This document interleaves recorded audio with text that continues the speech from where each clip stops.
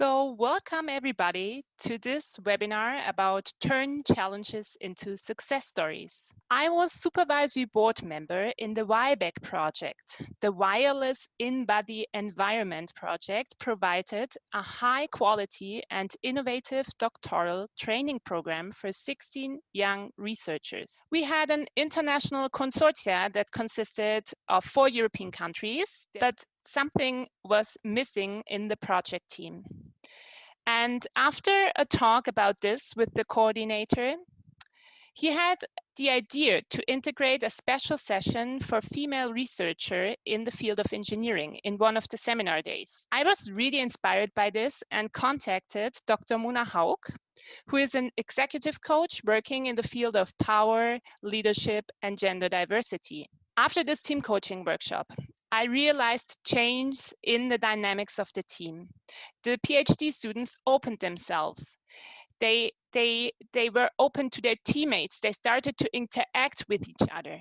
They were just better off as a team. Through all of this, it was an iterative learning and working process. The coach offered me as well strategic advice and tips for my own position and development, which helped me to reflect and to develop myself in this project years. Well, I actually think there needs to be a really good balance between focusing on the project result and developing a team and individuals at the same time. And I said sustainability could become a key factor. And as you can see in the graphic, we focused on the know-how transfer and developing competences and skills from several areas. In addition, they learned how to achieve their goals by creating a win-win situation for others and learn about power dynamics. Very, very important for these young people. In the first, as you can see here, was a group task. And I gave them a group task from a leadership training program that I usually conduct with managers. And I asked them to imagine that they were the managers. And it was their job to solve 3 employee situations. For the second workshop, as you can see here, that was a special thing that I organized, and I was really happy that those 2 managers from my network agreed to support the people because they were managers from international major companies, a CEO and a vice chairman. They had learned about strategies and being visible, which was noticeable, for example, in their actions, the conferences that we attended together.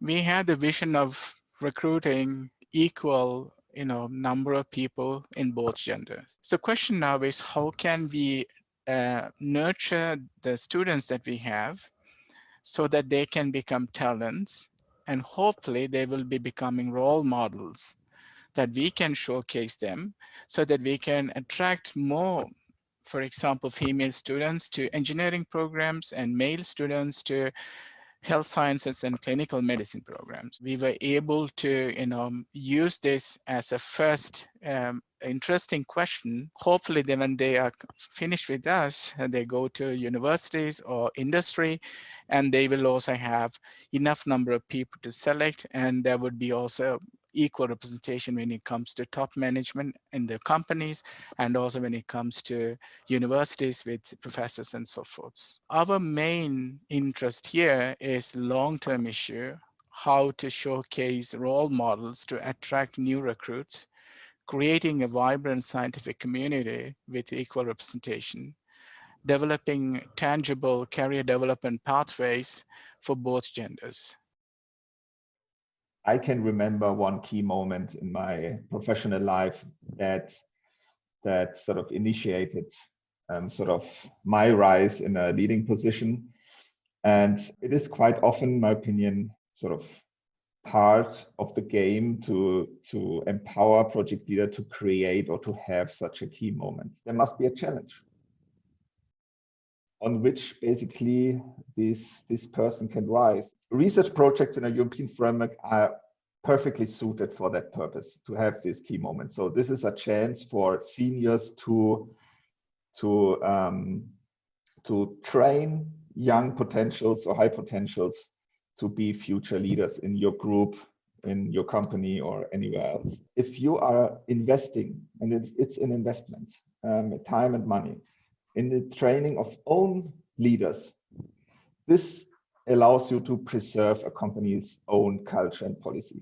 This company or scientific group to be really sustainable, to be efficient, and as we see in these challenging times under pandemic conditions, also to be robust, especially under stress. The picture reflects this tradition in my own country, which is these human towers. To build this human tower, you need mutual trust. The people need to trust each other to build this tower. People need to work together to follow, of course, a strategy and a structure.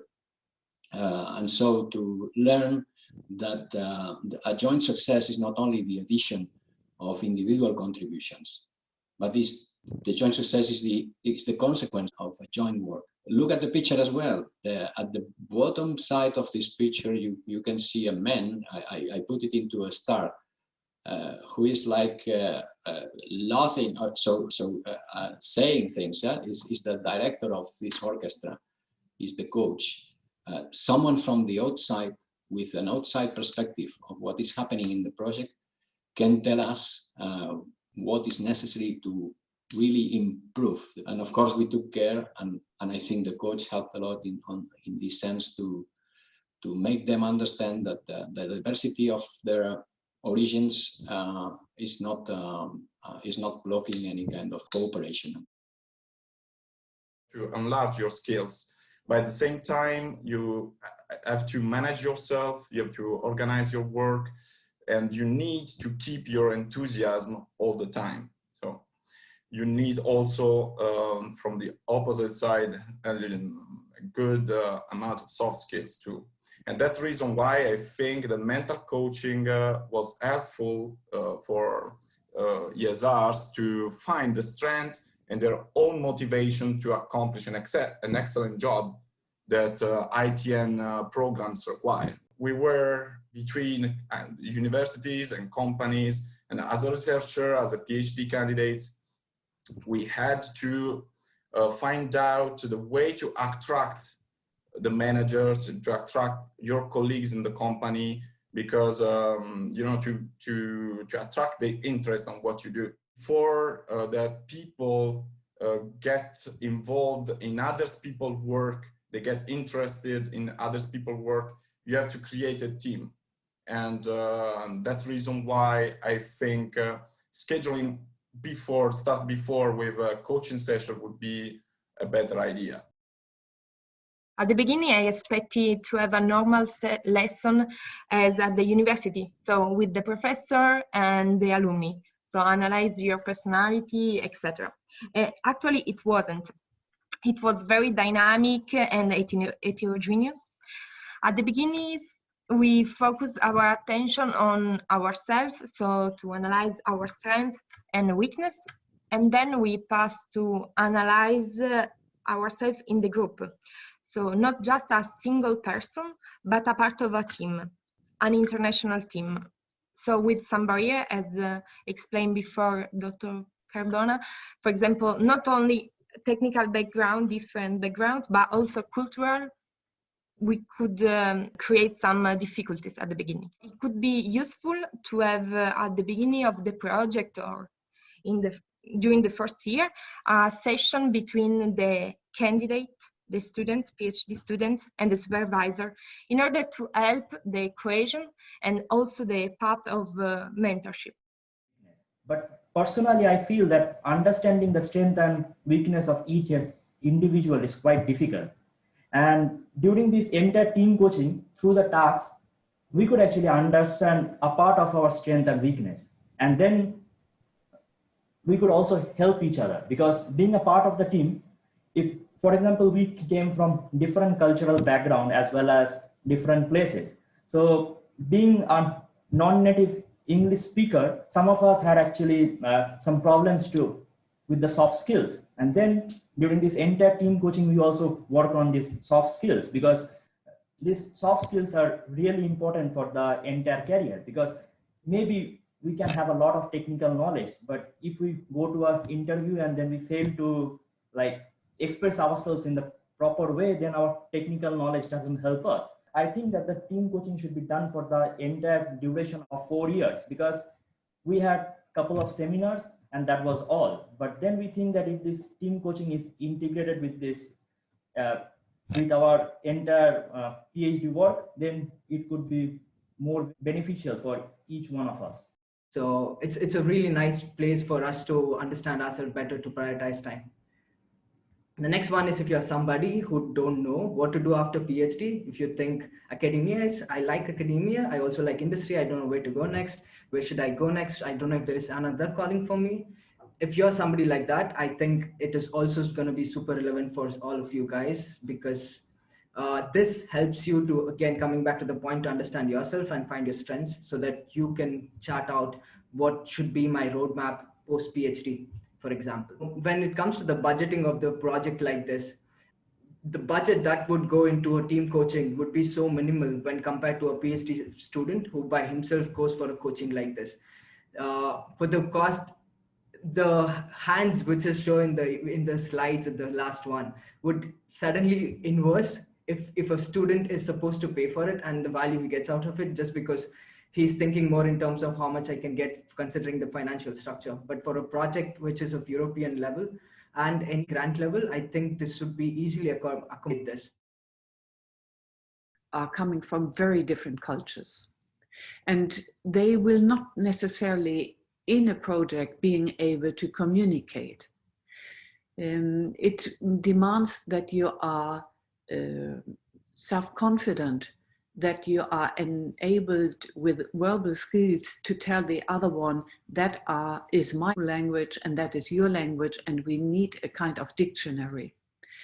Coaching could be, in fact, a kind of dictionary, which is enabling then each and helping each of the members of a team to express more easily what is important for me, what is my contribution to the project, and maybe the other one could understand me more easily. I think that is a crucial factor. And when I'm now going to lead this big AI Mind project, which will start in March with 14 million euros budget, which is a tremendous amount of money from taxpayers, then I really wish that I will at once start this translation, this dictionary work, which I see I need as well as a researcher help, because I'm not necessarily the expert in writing dictionaries. We believe that researchers like the ones that have presented earlier today, that have gone through this experience, can become information multipliers to attract more researchers and more high quality institutions in this kind of project and teamwork. Apart from scientific and technical training, one of the success factors for the researcher of today and for the researcher of tomorrow is to acquire a big array of soft skills. And definitely being able to operate efficiently within a team is one of these success factors. Specifically now in team coaching, so this is an approach that has already shown its merits and is definitely suitable for research in general. You can include it already in your proposal when you propose it for funding. And the budget allocated to funded project can also cover costs for team coaching. The key to make this coaching work on practice, it is to establish a smooth communication with projects, always based on mutual trust. I like to think that I'm part of these projects, maybe an external part, but it is so important that the coordinator, the fellows, the beneficiaries see me like someone who is there and who will try to support them and to help them in the process. I need to be sure that they are receiving an appropriate training, supervision, and they have appropriate work conditions. But we also need to check if they are aware of their rights and obligations as a Marie Sklodowska-Curie Actions Fellows. At the end of the project, my coaching task is centralized in provide advice on dissemination and exploitation of the project resource, especially for projects with outstanding results that are flagged as a success stories. But we all wanted to succeed. We wanted to achieve the goal. And when we started to this project, we had the technical aim in mind that we all wanted to achieve. But in order to achieve this technical scientific project and the goal, the team coaching opened the early stage researchers, and they started to grow like a watered flower, and we enabled a team bonding. And this finally reflects the result of the scientific aims and the overall project aim. As we have mentioned before, we believe that an external coach, a sparring partner, is an accelerating factor for results and outcomes. What is really, really, really important due to power dynamics is an exchange between the supervisors, the managers, the CEO, or decision-making people and the coach, in addition with the coach and the team. And that is because, power dynamics, they need to be handled. Afterwards, both reflect their performance individually with the coach, because there might be learning on both sides. All taken together, this approach can be flexibly aligned to the given situation, whatever your demands are and your budget allows. It fosters cooperation instead of competition, loyalty, sustainability, and strengthens performance outcomes. Thank you for listening to this webinar. Feel free to get in contact with us.